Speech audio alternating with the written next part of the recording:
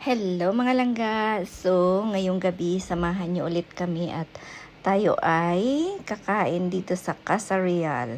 So, subukan po natin ang food nila kasi sabi nila masarap daw yung lomi nila dito at yung kanilang mang inasal. So, ayan na nga dahil fast forward na tayo, naka-order na at bago nag-video-video. So, ayan yung in-order ko dyan ay mang inasal. At subukan natin kung kasing sarap din siya ng mang inasal sa Bacolod. At kasama ko nga pala si Sis Lynn, ayan, si Sis Angie at si Kuya Charles, kasama din namin dyan. So halik kayo, samahan nyo kami para muli nating matitikman ang lutong Pinoy ulit. So kagabi ay lutong Japanese tayo. So ngayon ay balik tayo sa lutong Pinoy. Ito ay mang inasal. So syempre ang mang inasal ay masarap kainin yan pag kinakamay, di ba? So ayan, nag-start na tayo na magkamay-kamay dyan. So sobrang sarap kainin ng mang inasal pag ganyan.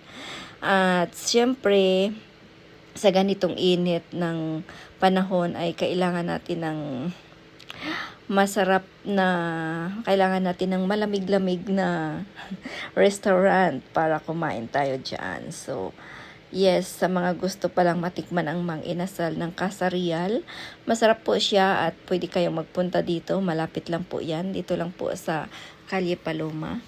At siguro hindi ko lang alam, parang bagong bukas po iyan. So first time ko po kumain dito sa Casa Real. Kasama si Sis Lynn, Sis Angie. At of course, hindi lang naman mang inasal ang in-order namin. Marami pang iba. Mayroon kaming pansit dyan at lomi. Kasi sabi din nila, masarap din daw yung lomi dito. So, yes, as a first time kumain, subukan natin lahat. Ayan ang pansit nila. At yung, tawag nito? Yung barbecue, yung laman loob ng baboy daw. At saka yung lomi. So, sobrang sarap po siya lahat. At nabusog po kami. Maraming salamat po sa inyong panonood. At hopefully na masubukan nyo rin kainan ang restaurant ng Casa Real. Bye for now and see you the next video at see you the next restaurant. Kung ano na naman ang next na restaurant ang makakainan namin. Bye!